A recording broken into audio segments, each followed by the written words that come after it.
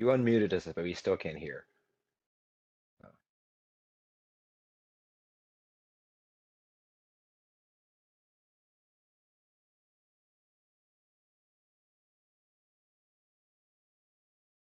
This should be us. There we go.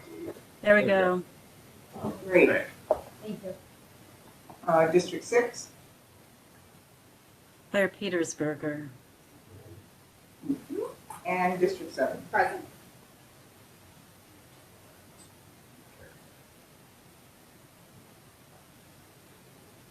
Kara? Present. Thank you. That having been concluded now, I want to begin. Everyone has a copy of the agenda. Did you miss Nigeria potentially? She's not present. Oh, okay. Thank you.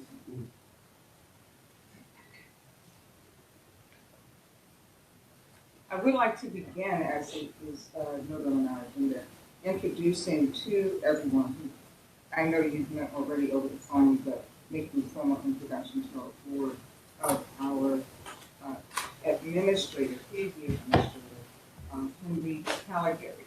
And when I asked Henry for words of introduction or a bio or something, you know, I was expecting something a little more lengthy than what I received. I appreciate his succinctness. So I will just read to you exactly what Henry sent to me by way of introduction. Henry Callegary is the new PhD coordination manager. He was born and raised in Baltimore and attended College of the Holy Cross in Worcester for his undergrad degree. He graduated University of Maryland School of Law and clerked for the Honorable Nancy Corpora on the Baltimore County Circuit Court. Henry worked in private practice for the last 4 years and he's active in his community and lives with his wife and son in Towson. So, Paul, Henry, how very present. Henry, to the board. Sure. So thank you everyone for being here today and get the opportunity to talk to all of you either in person or over WebEx, and very excited to be jumping into this new position. And as I've said to everybody one-on-one, that I'll reiterate here, I'm really here to provide support and structure for the board, answer any questions people have, to make sure that everybody kind of knows what they need to accomplish, what needs to be done internally on the board, and then to be your liaison with county government to make sure that everybody feels adequately prepared, that they have questions, that those get answered, and the board can run smoothly and meet its very important mandate. So I'm happy to be here. I'm going to go over some of the administrative updates, loose ends from other meetings, and then turn it back to the chair to go forward. The proposed bylaws / rules of procedure, we had talked about, the board had talked about that at previous meetings. I drafted a copy and circulated it among board members, ran it by Greg Gaskins, the Office of Law, to make sure that all the I's are dotted and the T's are crossed. So I know it's not been very long since you received a copy. It is contained in the meeting packet for today as well. And there'll be an opportunity to discuss that on the agenda under new business. But procedurally, again, happy to answer any questions that we'll have at that time. Myself or the chair can get into that. And also happy to, again, go over the process for adoption. The proposal that the chair and I discussed, but again, this is something which the board can certainly get into on in your discussions, is the order of operations for addressing it and for adopting it.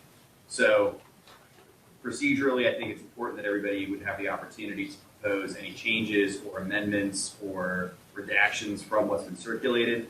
And then we can do that again via email, and there would be a vote on what has been proposed, both by staff in the form of the proposed rules you have in front of you, but also an opportunity to make any proposed changes at that February meeting and adopt them at that time. But again, I think that it's critical, as everybody here has discussed in the prior meetings, that we have something that's in writing, that is clear, that is consistent for each meeting going forward. So that's the goal behind them as they exist right now, but happy to, again, leave it up to the board as far as what amendments or changes you believe are necessary, and likewise to make sure that it works for everybody here, since you're the members who will be responsible for, again, living by them. Another one point I did want to mention is the inclusion or reference to Robert's Rules of Order. That is something which, in discussion with the chair, is critical for making sure these meetings run smoothly, particularly as we get into more contentious and deliberative topics, making sure that there's a method by which members can be heard without people talking over one another, a method for the consideration of motions, and so on. If anyone on the board is unfamiliar with Robert's Rules, I'm happy to pass on some informational packets on that to make sure we're all on the same level there. But yeah, there'll be an opportunity during new business for board members to discuss the proposed rules now, and then again, hopefully take a vote on that in February. In terms of, on my end, the two required trainings that board members by law are supposed to do is, number one, the ride-alongs. Everybody here has already signed up for those, so thank you for doing that. And I have got everyone on my calendar, so if you have any questions or issues with scheduling there, feel free to reach out to me or Captain Hearn, Police Department, who has been taking the lead on coordinating those. The other element is the Citizens Academy, which is an abbreviated version of the full academy, but is also a requirement. This morning, Captain Hearn reached out to me and stated that the plan right now is that the academy would be a once weekly course beginning April 5th at 6:30 p.m.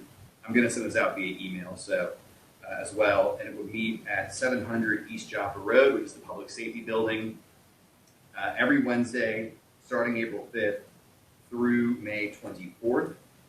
Should be about an hour-long meeting for that training. There would be one Saturday as well. That's May 6th at 9 a.m. Excuse me. And again, I will be sending all that out to the board members again, so you have that in your email to refer back to. But that is all for me at this time. Again, I'm always happy to talk with any members who have any questions or issues. My phone is always available. My email is always there. And I'm happy to, again, be a resource to everybody here as far as what needs to be done. And we'll be talking more about some other sort of new administrative issues later in the meeting, but that's all for me for right now. Thank you so much, Maria. Already he has just hit the ground running, and we appreciate the assistance that he's given us thus far. I'm sure each of you appreciated the personal contact and phone calls, and I thank Henry. I think the key word he mentioned here for me was order.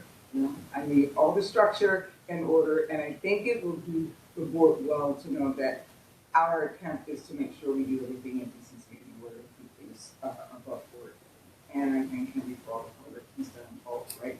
And so now we'll turn to the next agenda item, and I am pleased to present our presenter for today, Sergeant Delford Jimmerson from Bowman County Sheriff's Office, as a presentation for this afternoon. Sergeant. Good afternoon, everybody. My name is Sergeant Jimmerson. I'm with the Sheriff's Office. I've been there for about 5 years. And I'm in charge of the Internal Affairs unit for the Sheriff's Office. And I guess I'm here to talk to you guys a little bit about the process of complaints and how we get them and how we handle them. So we get a couple of different types of complaints. We get general complaints, and then we also get criminal complaints. First, the general type of complaint basically relate to policy and directive issues. And we kind of look at them, and we want to know 3 things. What did we know? When did we know it? And what are we going to do about it? So that's the kind of things that we focus on with that. As far as criminal complaints, we look into like excessive force things, misconduct, and other criminal activity. And if a person is arrested, then we kind of monitor that, and we do they call a parallel investigation, and we don't interfere with the criminal investigation if it involves another agency, obviously, but we kind of monitor it and and maintain our notes and so on and so forth. Complaint sources, they come from different groups. One, they could come from you guys, and then of course an affected person. We might get it on view, we might get it in person, or we might get it by phone. We take the complaint, we basically fill out a form, and we review the form, and then we basically do all the follow-up investigation related to that. And they can also come from another law enforcement officer and judges, because our primary area of responsibility is with the courts. It's in civil process. And then also an eyewitness to an incident. Investigative, the types of investigations would be administrative, and then of course they will be criminal. As far as the administrative goes, we kind of look into it, we investigate it, and if it's determined to be a policy issue, we handle that internally in accordance with our general orders and directives. If it's something that's uncovered that's more egregious, i.e., it rises to the possibility of a criminal charge, then we will confer with the sheriff, the state's attorney, and also the attorney general's office. The sheriff's office is state mandated, so we do consult a lot with the attorney general for the state of and then if it's of a sensitive nature, i.e., maybe something that we run into a conflict of interest, we will request, at the request of the sheriff, of course, the Maryland State Police will be involved.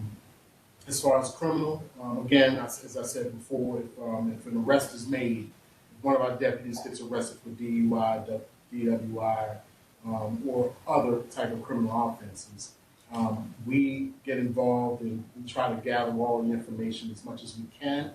Again, we don't interfere with their investigation, but we try to get as much information as we can. And if the situation arises where, let's just say that deputy is found not guilty, that doesn't say that an administrative investigation does not happen. And he could face potential disciplinary action up into termination.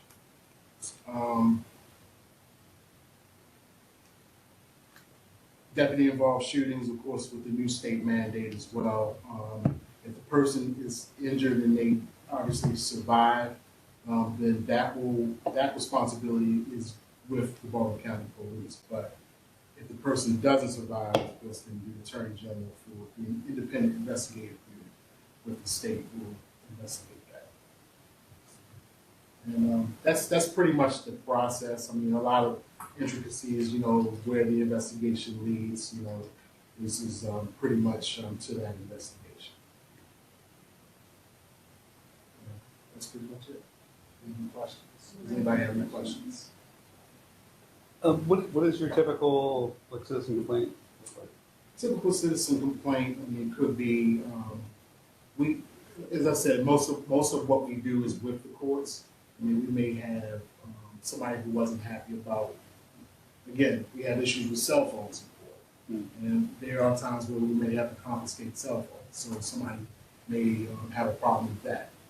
So those are the types of things we deal with. But a lot of the things we do is at the direction of the judge. The judge is in court. But typically that's it. I mean, we're a small agency. We're not a very big agency. We have roughly about 72 deputies and command staff. So, any other questions? Kara, did you see your hand? Do you have a question? I didn't say anything, but I was thinking it. I was thinking about how does it work for people who are arrested. So if you have a client who, or if you have a citizen who has been charged and is behind bars, how does that play out for sheriff? Like how can they make a referral from in the prison system? Well, as far as we go, I mean, a lot of what we do, again, I said, is with the courts. So we might be in a courtroom and a person gets committed. A person may have an active warrant, so we might arrest them on the warrant. We don't generally get into the criminal area with that. Sure. And we also do child support stuff. So a lot of the bulk of arrests that we make are of child support nature. So those are active warrants, and obviously we don't operate outside of that. Sure. Okay. Thank you.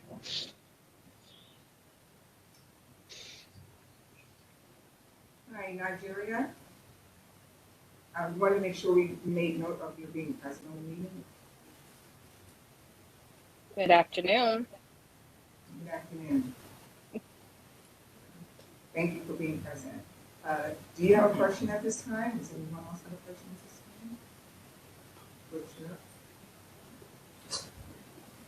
Wanted to know, do you also do We do evictions. We don't do the standard landlord tenant stuff. We do bank evictions, strictly bank evictions. Landlord tenant is done by the hospital.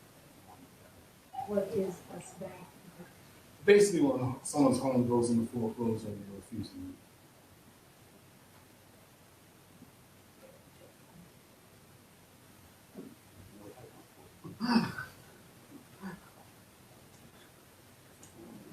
I don't think we have any other questions. I just want to thank you for coming here today. Thank you for giving us information. No problem. I speak a little fast. I hope everybody was able to follow. We were. Sure. It's good information, and we really appreciate your time. Thank you. Have any excuse?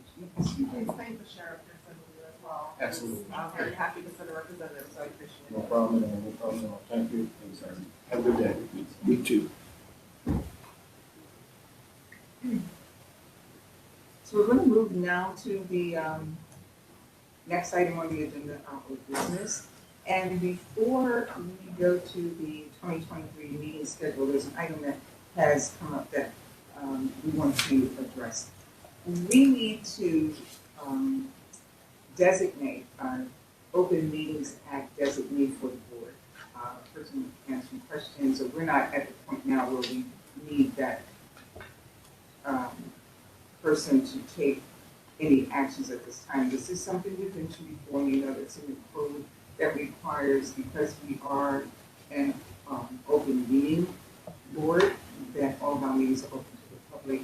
If there is a situation that arises during a meeting where the matter is needs to be discussed by the board in a closed session, there are certain protocol and procedures that have to be followed.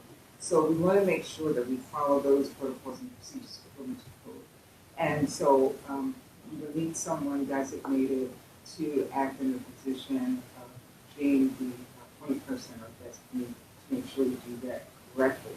And so I'm going to ask for a motion that we appoint our administrator, that we appoint Henry as the Meetings Act designee, but also that I'm asking for a volunteer to serve with him for two reasons. One, so that we'll have someone who is a member of the committee itself, who is a designee, and also in the event that one person can't make it, sickness or other circumstances, that we wouldn't be without a Open Meetings Act designee present at the meeting.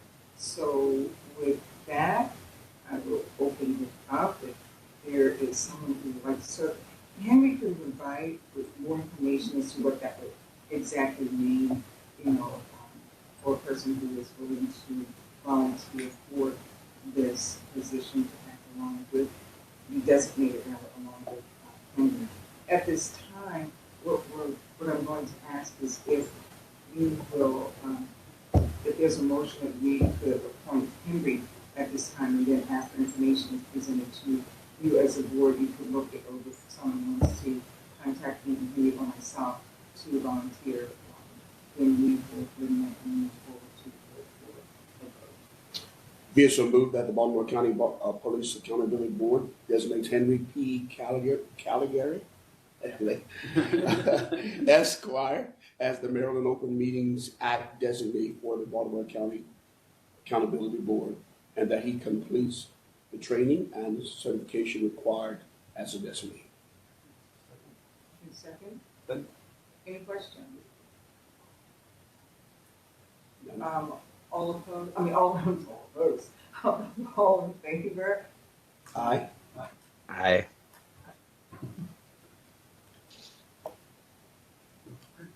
Are there any opposed? If there is no opposition, then the motion carries since there's no opposition. So we thank you, and as I said, Henry will get more information out so that someone can, you all can look at it, and if anyone wants to volunteer to serve, become the other designee, then there's, you all have completed, everyone has completed his or her ethics training, and so the training is similar, the certification is similar to that. It's online, you don't have to go to a class, and it's that kind of certification. So thank you all for that, and with that, we're going to move forward to continue with our agenda and go to our 2023 meeting schedule. So we've been going over this schedule, we're going to nail this thing down today, okay? We're going to nail this down. And it appears from the information that we've got out with requesting what's best and what works best for members, that it appears that if we stay with the third Monday of each month at this same time and this location, that appears to work for the majority of our board members. Be a holiday. Excluding any holidays. Thank you so much.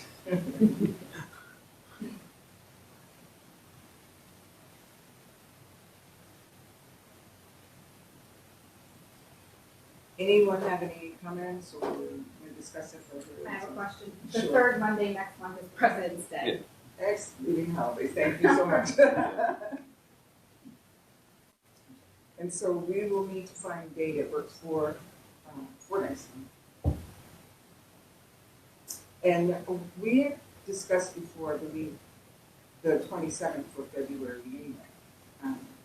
Everyone, does that work? How about we have a, not sure what the procedure is to, We haven't circulated No, bylaws officially, so- but I think at this point, we proceduralize it where if the meeting falls on a holiday, we defer to the fourth. The other Although one it for hasn't this been year would be voted, I Juneteenth. understand you. What's that? The other one for this year will be Juneteenth, the other conflict. So let's do our first conflict, and are we agreeing to the third two, which hasn't, the bylaws have not been Right, written yeah. yet, but I understand that. Throwing it out there. I understand that, and since it has been presented, we'll be discussing it soon, then it is good. We did discuss the 27th, so it's the 27th and agreeable for February. That works for me. It doesn't work. It does. Okay. It works, great. We're not at June yet, and if the bylaws are in place, then we'll take care of that. Okay. We're going to,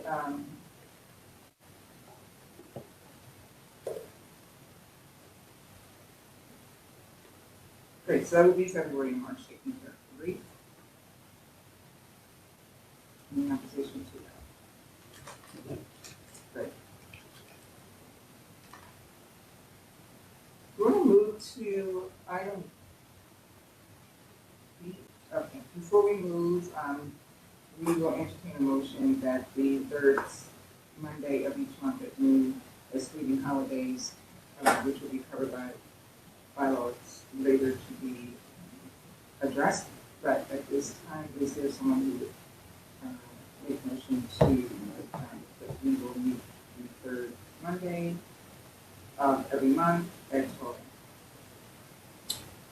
Be it so moved that the Baltimore County Police Accountability Board shall convene on February the 27th at 12 noon, March the 20th at 12 noon, April the 17th at 12 noon, May the 15th at 12 noon, and June the 19th at 12 noon at the, and that future meetings shall be scheduled at the June meeting.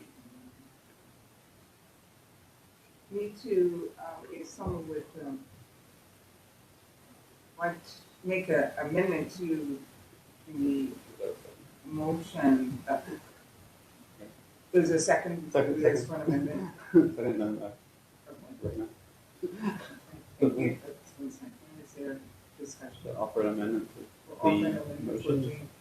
that any TV meetings that fall on a holiday be deferred to the following, the fourth Monday. If it- you have to accept it. The amendment. And would that be, would that amendment be acceptable to?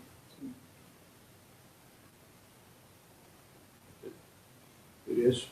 It is? Yes. So any further discussion?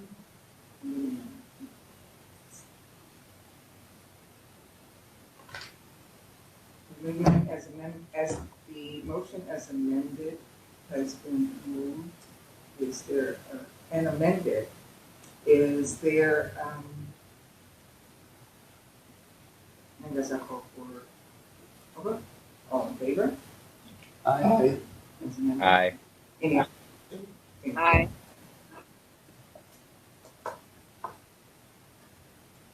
Are there any oppositions to the motion as amended? Then the motion as amended, so, thank you.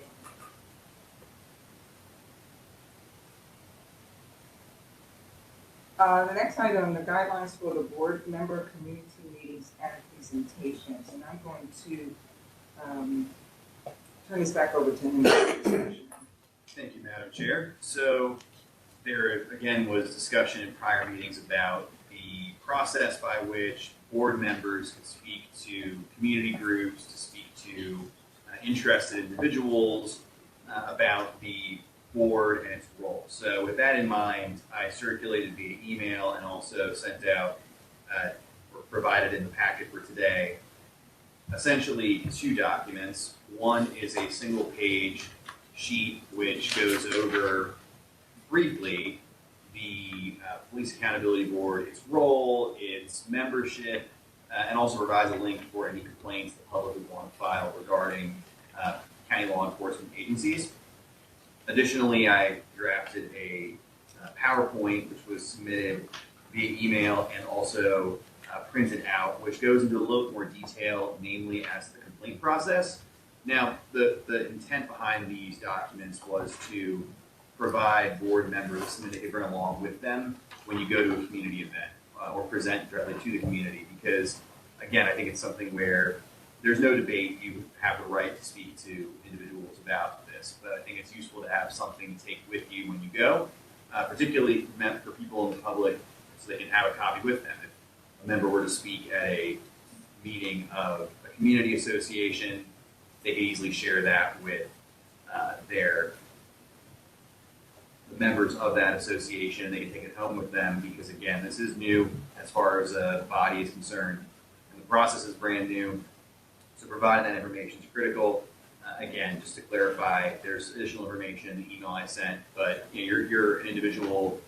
You're free to speak with whom you wish and share information. So this is my attempt and the attempt of again, the government side to make sure that folks have information they can easily present to the community and also to answer questions off of.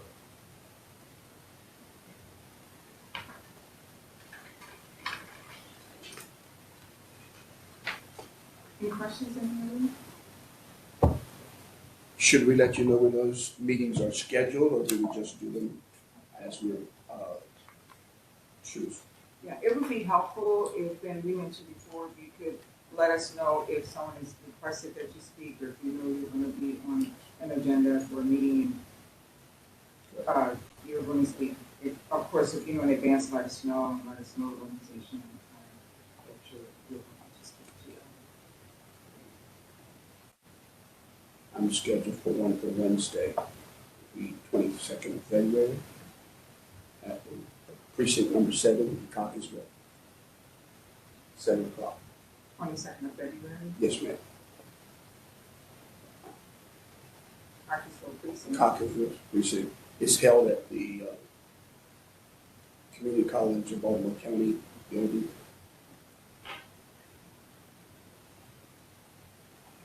Thank you. And anyone else, and if you could still send us that note, so we can have it documented that was the meeting that you spoke at. Appreciate that. And that's all. All righty.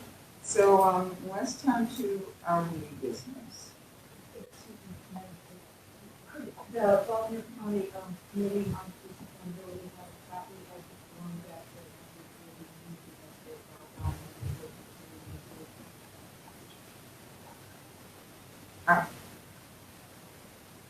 I think I heard what your question was, but I'm not sure that I heard it. could we get a copy of that I'm here with the Baltimore County Committee on Police Accountability? Could we get a copy of the bylaws? So if we could hold your question until after the meeting, then we certainly will address that.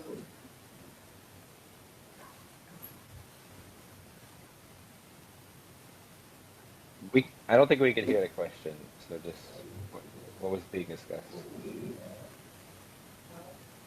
He could not hear the question. The question was, could the committee receive a copy of the police accountability? Is the outline really?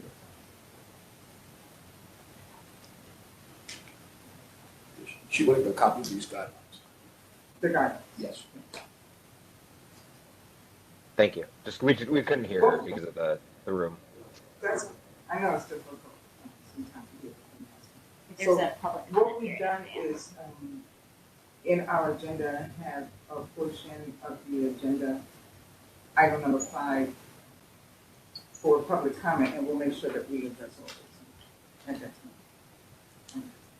Thank you all for your patience.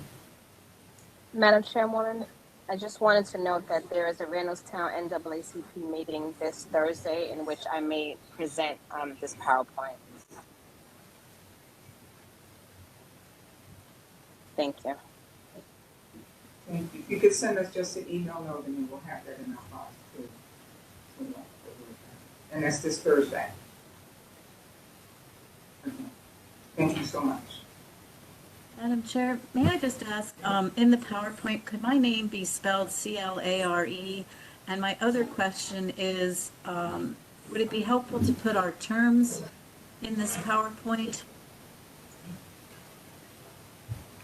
Would it be helpful to put The term. Our terms, The times. the times when we're all rotating off. it's a, that could be, sure.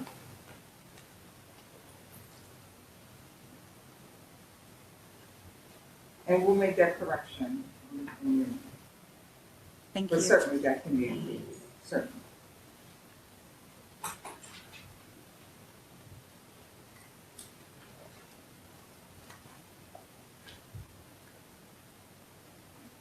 Now under our new business, the first item is a discussion of the ACC process, and I'm going to again turn this over to Henry for a lead of this. Thank you, Madam Chair. So again, this is probably the most I'll be speaking at any meeting, ideally going forward, but to make sure we're all on the right page here. The Administrative Charging Committee, as members are aware, has essentially 5 spots that involve members of the public. One of those being the designee or the chair of the PAB. There are also 2 spots that are the appointment of the county executive of Baltimore County, and there are 2 spots that the PAB itself can appoint members to. So that is a process we're going to be, again, opening up for applications in the very near future. Of course, all members will be informed as to when that application goes live. As I've spoken with everybody individually, we want to make sure that there's outreach to your communities and that they're aware this is available as an option. So again, encourage that. The process of applications that Madam Chair and I have discussed involves really kind of creating a committee that would review applications and would have the opportunity to interview members, because logistically it's very difficult to get all members of this board to sit down and interview everybody who applies, given there may be significant public interest. So, and again, I've discussed this with each of you about and asked everyone to consider your interest in serving on said nominating committee. And there's been discussion of there being 2 members in addition to Madam Chair and myself who would interview the members of the ACC, potential members of the ACC. So, Madam Chair, if you want to discuss that and see who is interested in serving on the nominating committee as well. Yes, thank you, Marie. We would like to have persons, volunteer to serve with Henry and myself. There will be, the announcement for persons to be a part of this process. And what we want people to know is the requirements of the ACC. We want, if you could speak with persons you think may be interested, and we're encouraging to those who may have experience that could be helpful to volunteer to apply for the 40-hour, for the requirements for the position. The requirements of a 40-hour in-person course is essential, and it must be attended. And there is also the requirement of monthly meetings. We want people to know exactly what's required so that they don't volunteer and then later find out it's more than what they could really, take on or handle. And otherwise, we don't want to discourage those who would want to volunteer. We want to know exactly what would be required of them. The work is work that all of us sign up for in general to oversee what comes out of this board, and that it's important that those who have taken on this very important position be aware of what it entails. We also want folks to know that they have access to the codes and, to advise them exactly what would be required of them. And so we just want that persons will know what they are signing up for. I guess I want to say that right, and that the importance of it and what it would require going forward. And so to review those complaints that have come in from the public or even through this board, complaints that come in not only involving police, Roman County police officers, but also members of the sheriff department and all law enforcement members who someone has filed a complaint against. The complaints can range from minor to major, from civil to criminal, but that persons be aware that they will be reviewing those and discussing those complaints with an eye to whether or not there should be any disciplinary action taken against a law enforcement officer. Are there any questions about that? You use the word volunteer several times. That means there's no compensation for that position.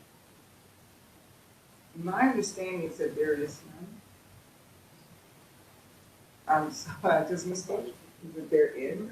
Okay. I wasn't aware of. There is compensation. So there is, you can share with us.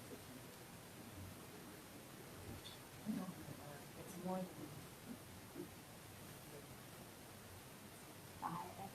5,000 for members. We think off the top of our head it's 5,000. What do we have? I can confirm that too. I can make sure that the board members are aware of what that is as well. So if you're reaching out to your community, when a question comes up, we'll make sure you have it. I think what probably caused me to misspeak about that was that when I was looking at the information regarding the position, I looked at it for salary. And so there would not be a salary. So that's why I misspoke there. There is no salary, but compensation. So to your question, there is a yes.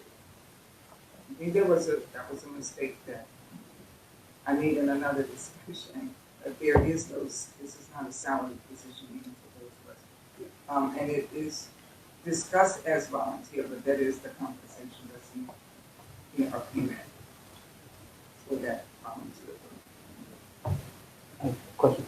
Yes. If I remember correctly, and could be wrong, the limitations for members of the ACC are similar or the same as the board, correct? Like, whatever the limitations, people who can and can't be. It's similar. There are some distinctions. But again, the overarching element of people ideally want to avoid conflicts of interest between folks who will be reviewing charges against officers who may have a conflict in their career, their personal life, that would prevent them from being able to objectively serve. And no one currently would hold the position.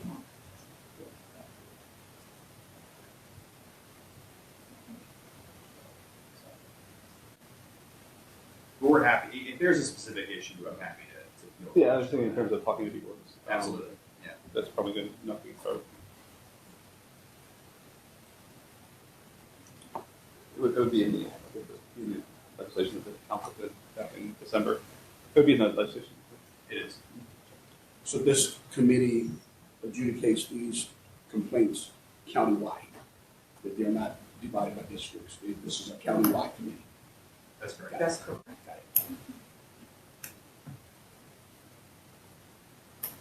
So at this time, we would, if anyone would like to volunteer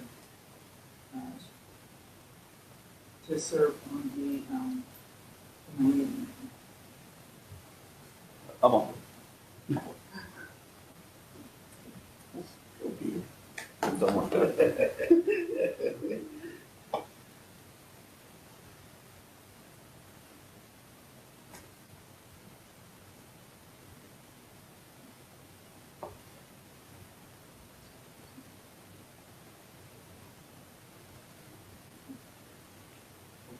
Just one more Thank you. volunteer. So is there another person? This is for the nominating committee, not the ACC itself. It's for the nominating committee. Yeah. So we're going to vet those persons who will be candidates. That's correct. And the information about applications will be presented to the entire board, but for the purpose of the actual interviews, that will be done by the committee. Does the Absolutely. nominating committee, okay, Please. never mind. It's fine. Don't you try. Go ahead. No, I was just trying to clarify for myself if this was the position that required the, I think, 40 hours of training or not. No, this is to review those persons and review those persons who are applying for the assistance. Okay. And I'm fine with the Reverend taking it on.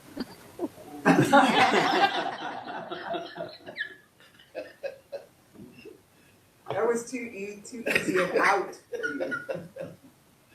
And to clarify on the stipends, we pulled that up. It's $6,000 for members of the ACC and $7,500 for the chair of the ACC.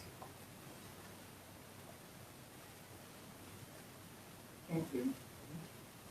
Did you get your second candidate? Is that- I have not Nigeria? clearly gotten the second candidate. You guys can clear that up for me. That would be helpful. I yield to the beauty, not the beast.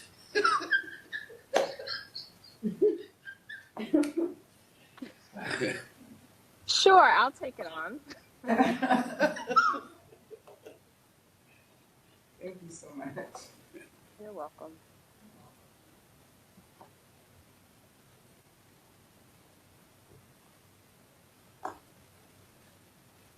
And as Henry mentioned, you'll be getting more information on that, but we do appreciate you volunteering to take I don't know if there's some space for an alternate or not. Because,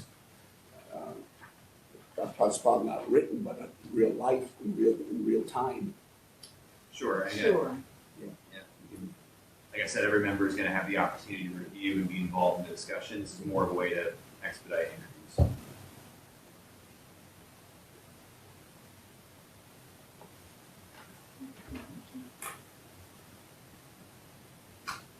So if we could have a motion,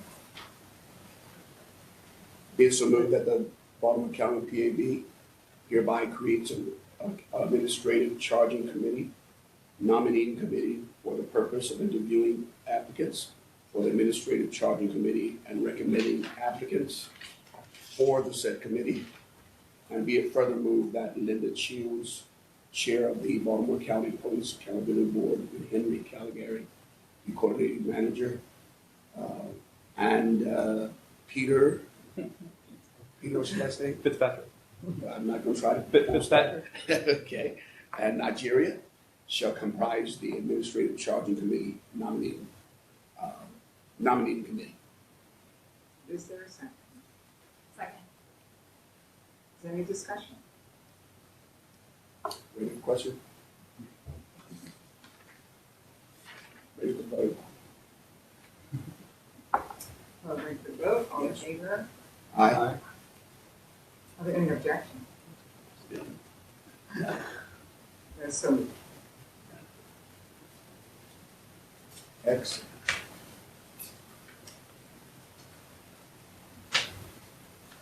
And as Henry has mentioned, he will be talking less later, but not today. So we're gonna turn it over to Henry to discuss some topics.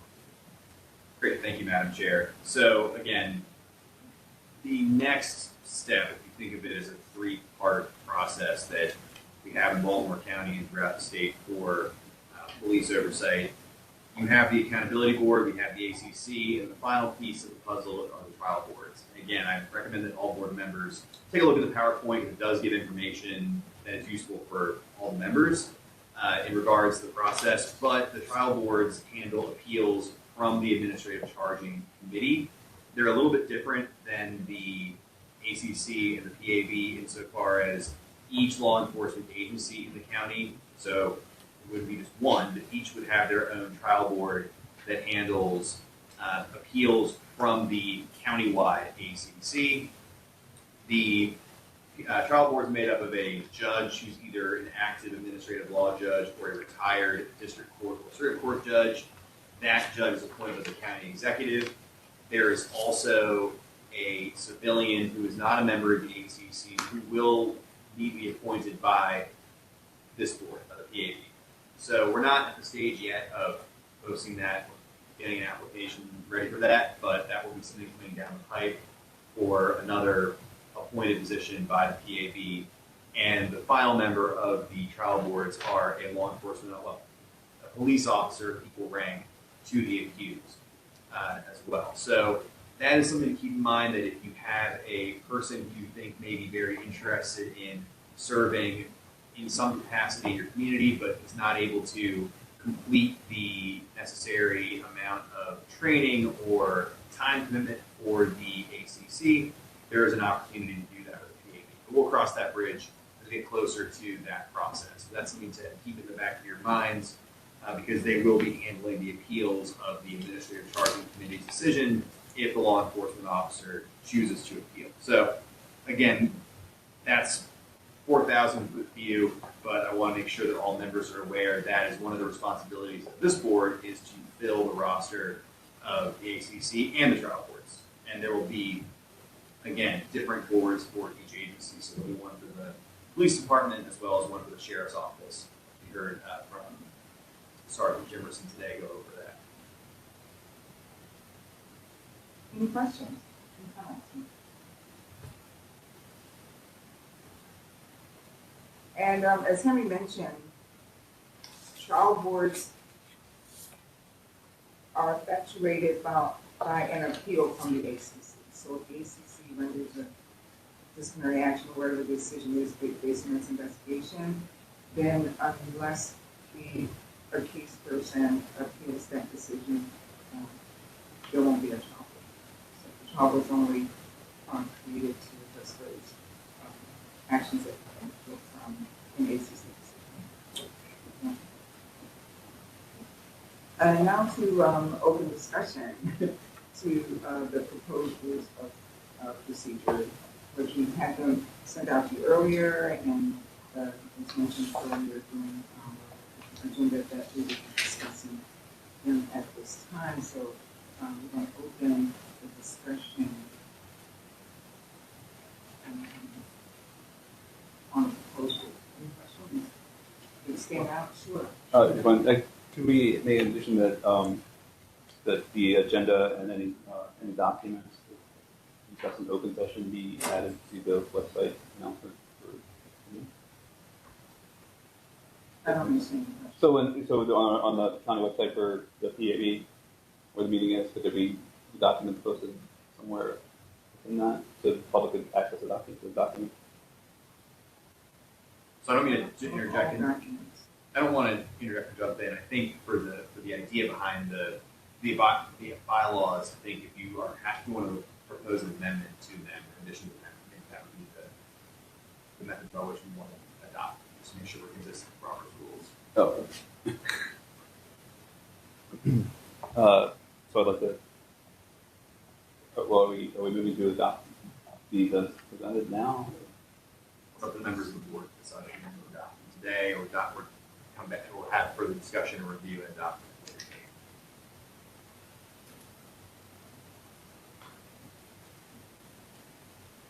Did everyone feel they had sufficient time to review them, or did anyone believe you need more time to review them or to make a decision as to whether or not we're ready to proceed with discussing the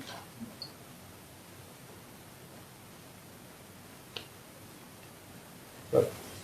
Make a motion. Make a motion that the board accept the rules as presented with the amendment that any document to be presented in open meetings be posted to the board's website for public access.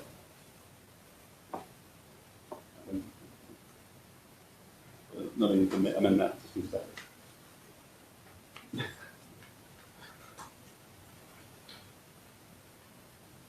Is there a second to the motion to make the amendment?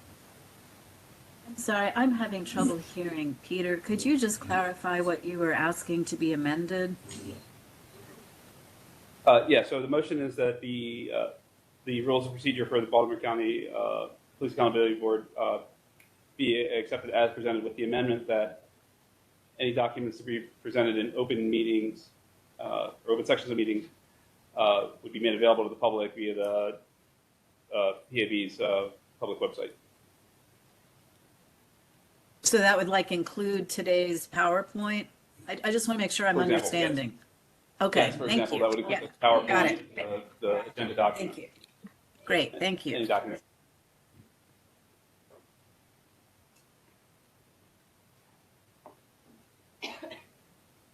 Is there a second? I second it. Cheers. Question, I guess. I think we should clarify documents that are presented to us before the meetings as internal or available to the public. If we need to. Yep.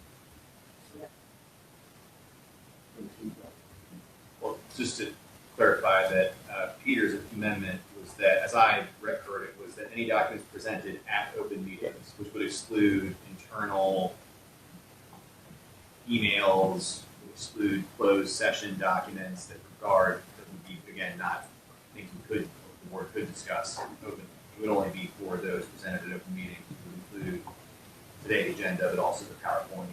The bylaws would also fall into that.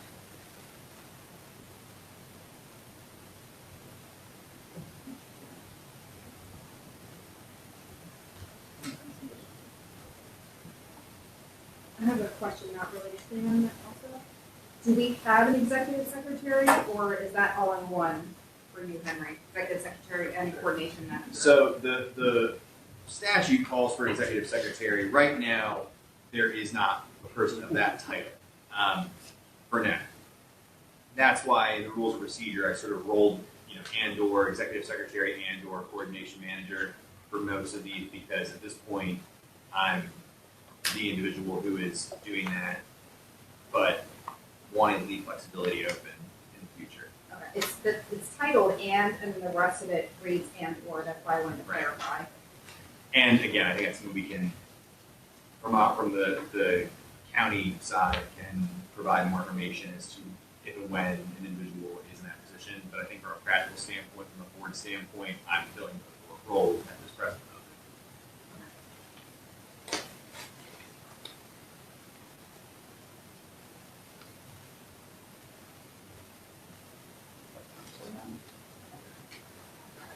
Make an amendment to that one. Do that. Yeah. Amendment to, do we have a second to the amendment? Nigeria, you did Well, second to the amendment? Okay, just for the record. Yes. Yes, I second it. Thank you. And we have our discussion. Further discussion. And. Sorry, I was proposing an amendment and that under quorum and voting that the majority vote of the board, which would be where it says members participating, would be members present and voting. For clarification, that would So the amendment would be amendment change. from members participate that you come by a majority vote of the board members participating, provided a quorum is present, to majority vote of board members present and voting as provided a quorum is present. Okay. Making sure my notes are accurate. So just to restate it, the motion would be to amend. Which page? I'm sorry, that's page 2, item D, quorum and voting. Page 3, sorry, item 2, quorum and voting. So the motion that's been presented is a vote by, I'm just making sure I see where it is, where you, Voting action taken by the board. So I guess D about the 6th or 7th line, 7th, 8th line. By providing quorum is present. The meeting will be conducted by majority vote of the members participating, provided a quorum. which specific language do you want to strike? The board members participating be changed to board members present and voting. Present and voting. Okay, so first line, majority of the board, i.e. at least 5 members, constitutes a quorum and shall include any member present and voting. Right. So strike participating and replace present and voting.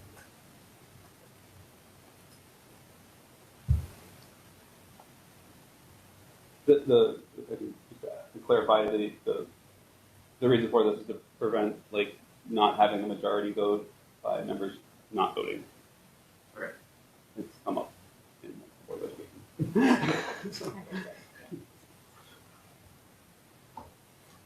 And it costs $135,000. And the members present. So we have a second to the amendment to the amendment. A second. Properly moved in second. Any further discussion? I'm ready.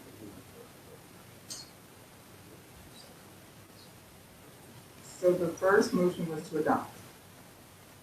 And there would be an amendment, and then there would be a second. So we get a motion, we have a motion going forward to adopt. All in favor? It's been moved and seconded. Aye. Oh, I have another Aye. discussion. Aye.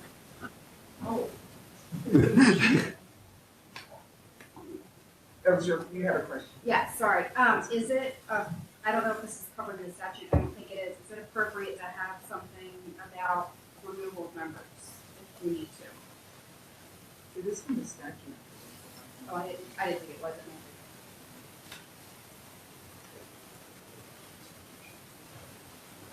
So if your question is about removing board members in general, then that would be a county coach that would be set aside these procedures. We'll get that question answered definitively before you go. I think my question is if the board has an issue with a member and feels that member should be removed, is that something the board can do?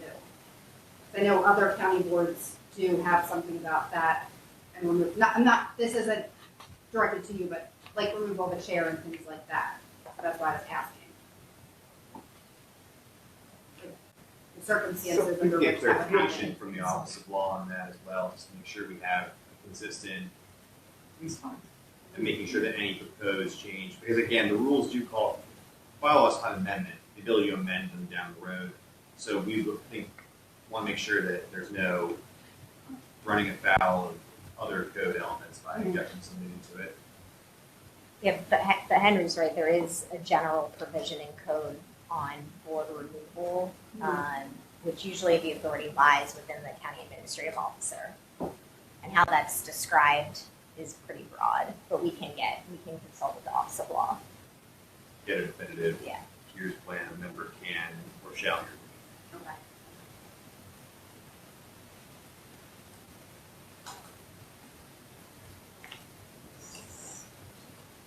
I think where we are now is voting on the motion to approve our Baldwin County Police Accounting procedures was amended. And we have a second. Yes, we got a second. Then we were on the vote. Yes, I seconded it. All in favor? Aye. Any opposition? Aye. So moved. And then we have a motion on the floor that there was an amendment to the amendment. And that was also seconded. Yes. That was all. And just to restate that amendment is to change members participating on page 3, paragraph D, first sentence from participating to present and voting. It also comes up again. You want to change your amendment to, It was meant to be Line for, 7. yeah, 970. Okay. determining majority. Just so we- okay, That we changed. You're not in changing the- whether we can vote, you're not changing whether we can vote via WebEx, right? You're present. Yeah. Okay. And so to the second amendment, that was also seconded. Yes, yes, ma'am. You made that motion. We ready to vote? So you, okay, all in favor? Aye. Aye. Any opposition? Great. As amended, so carried.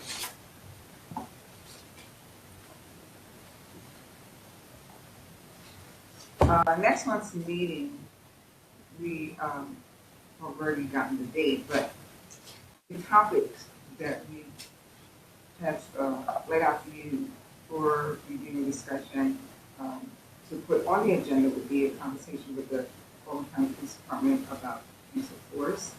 And that was already presented to us earlier on as a possible topic, and we said we would bring a presenter here to discuss it with us as a presentation.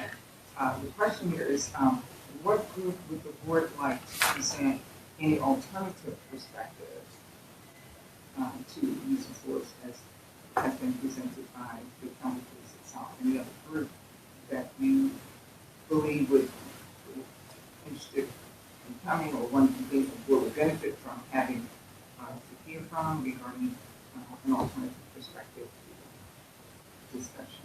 Wow. That's a good question.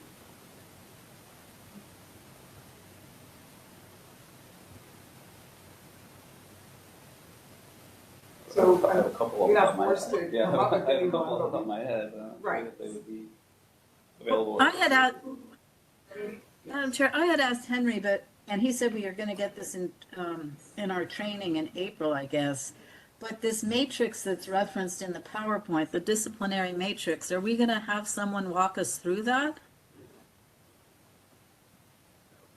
That will be part of the training. Okay. Yes. Absolutely.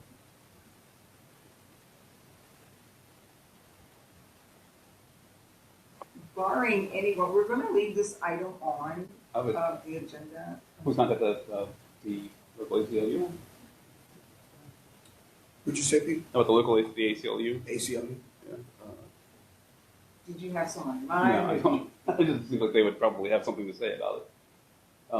Or our local, sorry, ma'am, it's a very long, the Committee for Police Baltimore County Police. Committee on Police Yeah, Accountability. Baltimore County Committee on Police Accountability would be another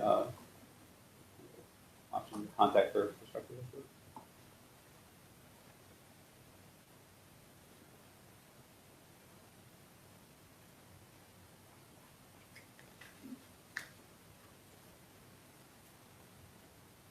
And over the next, let's say over the next week or so, if you want to make any proposals to send them to news or something like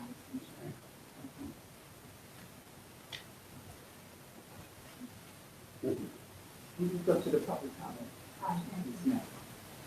Oh, you want me Yes, please. to, this was about that, about you think. Yes, if you could just hold everything for that one time. Okay.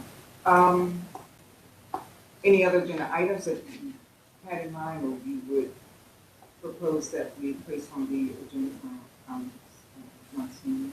Back to that last item, Yes, sir. just thinking out loud, would a defense attorney who normally handles those kind of cases be a good opposite viewpoint for this? I was thinking the same thing. Very good. Great minds. Now that scares me, Kara.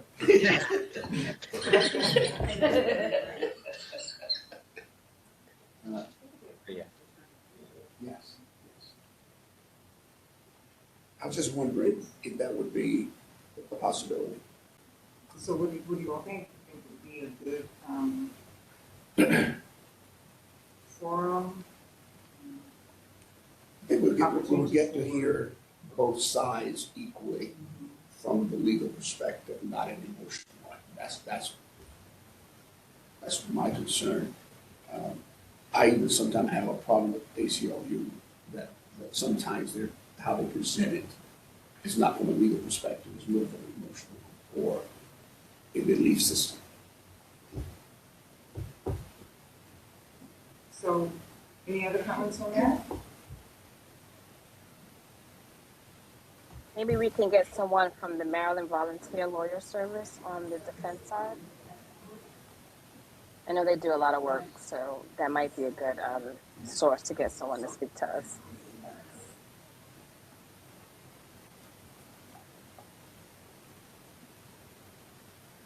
Do you know someone from Maryland Volunteer Lawyers that has experience with Well, I know that they reach out to folks in the You private support- practice.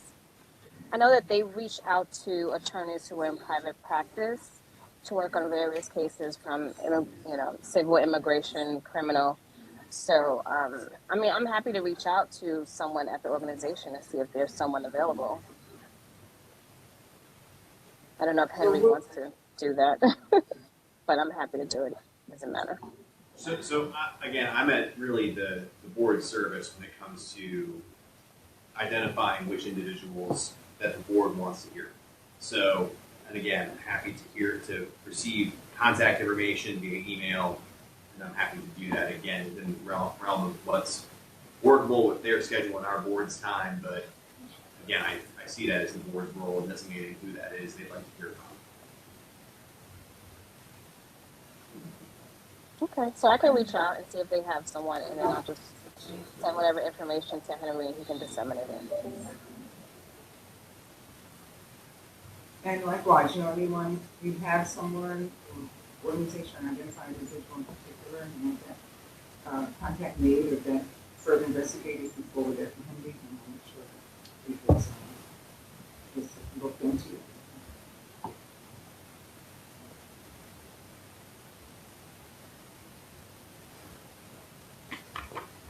So I believe we're now at our public comment period. And what we're going to do, what is on the agenda, as you see, is that so that we give everyone equal time. One month we may have 10 persons, the next month we might have 1 or 2, but so that we won't presuppose how much time a person gets to make comments from the public. We're going to ask that any public member would have 3 minutes per speaker, and we'll use 30 minutes about board meeting time in total to have the public comment period. We will base those who will comment and the order they will go in based on their having signed in and who signed in first, and who's present, or who's online, the signings will starting next month. We didn't have this on before, but this is something else we would ask if it's agreeable to the board, would be the way you would proceed with our public comment period.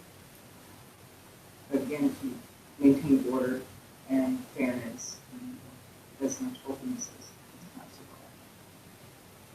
And so, before we begin our public comment period, we ask if there is a motion to adopt this as a procedure going forward with our public comment period.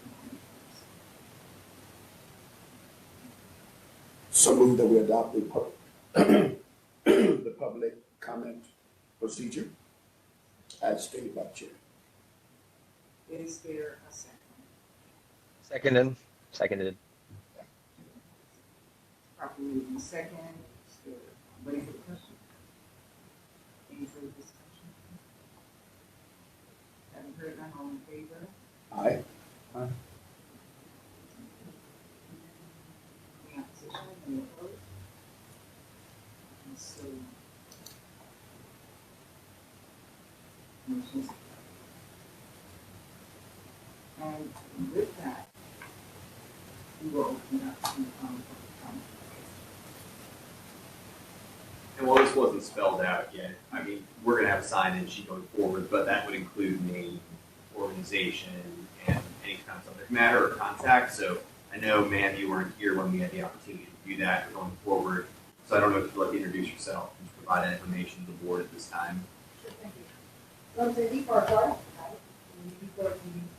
I did represent Baltimore County Police Committee on police accountability, and we have been following the process since the county, before the county began to do the work on the process. We've been pushing for you all to be here, and you are there, and that's so great. So, questions today are, can we do any of the ride-alongs or attend any of the Citizens Academy with the police accountability members? One question.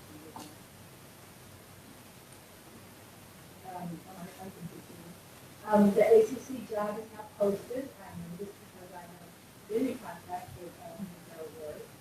And so he asked that I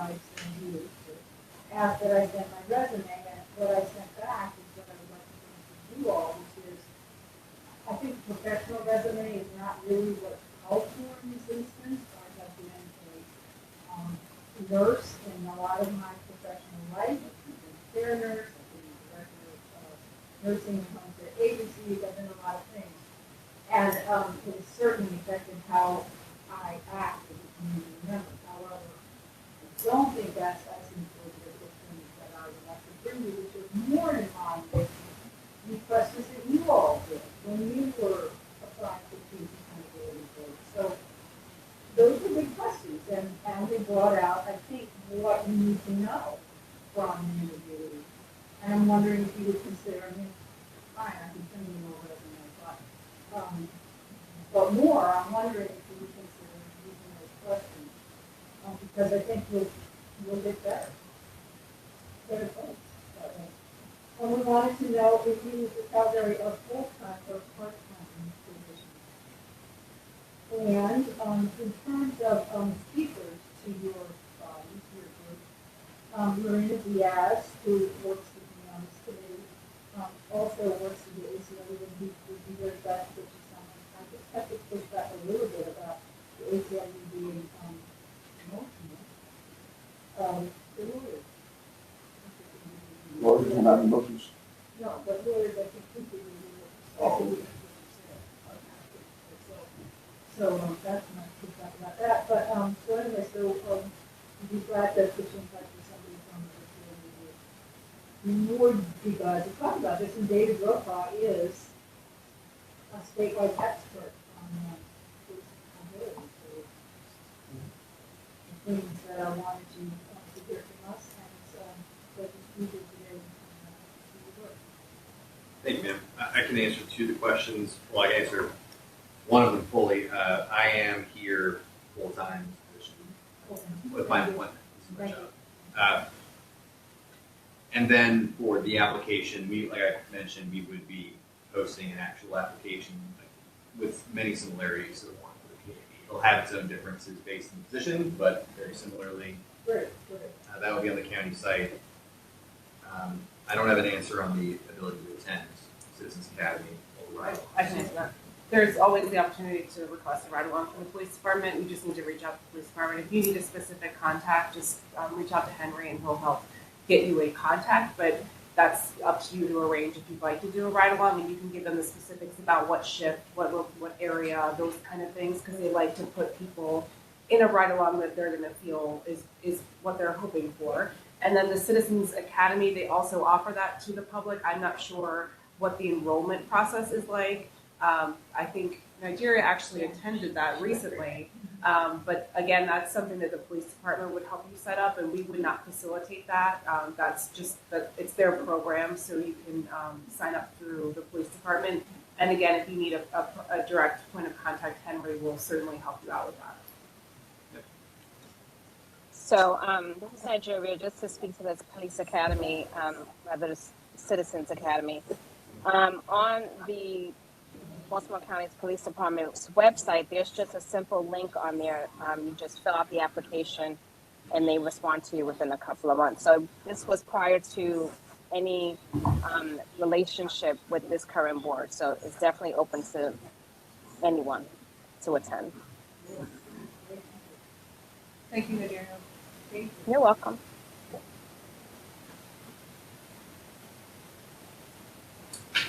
Thank you so much, and thank you for your comments, thank you for your participation also.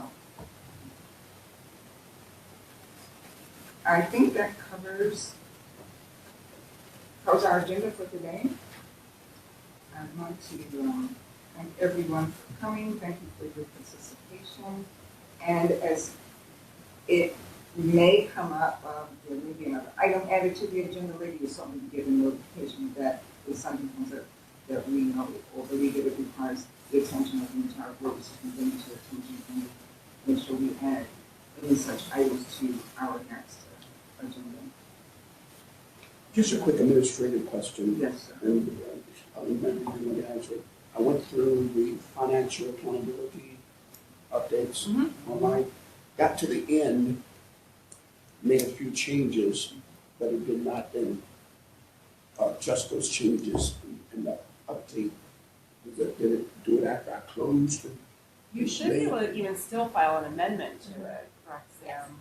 So there, on the website, there should be an option to amend a filed disclosure. So you could go and reopen it and see if your amendments that you added are showing, and if not, amend it. So I would just recommend doing that as soon Back as. through it again. Yeah, and if you have issues, then just reach out to Henry. We'll make sure that we connect you with the appropriate office in case there's a technical glitch in the link. Okay. But that's my understanding, is that you can amend at any point. So you should be able to see if your amendments went through, and if not, Okay. go ahead and amend. Okay. Okay? All right. Thank you. Sure.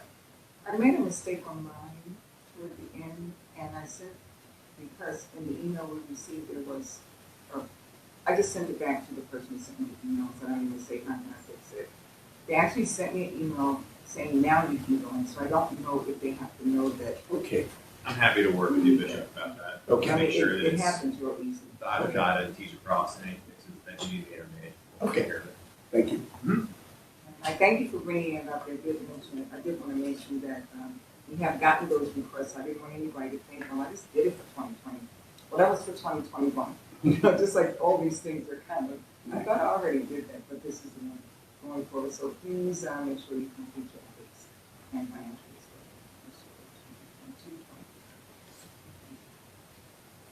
If there is other questions or concerns,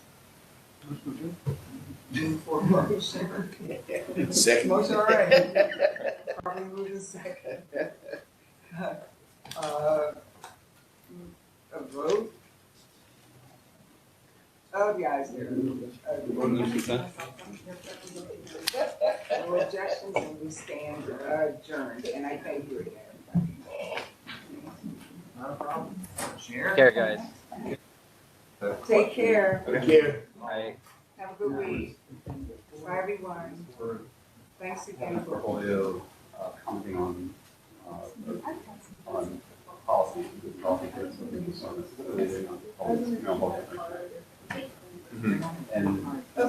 if we do,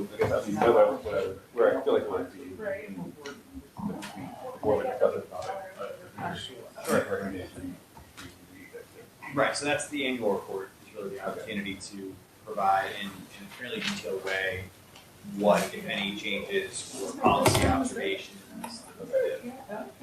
Yeah, it was, yeah, there was a question of last meeting, Chair, we could comment on that. Right. Not whether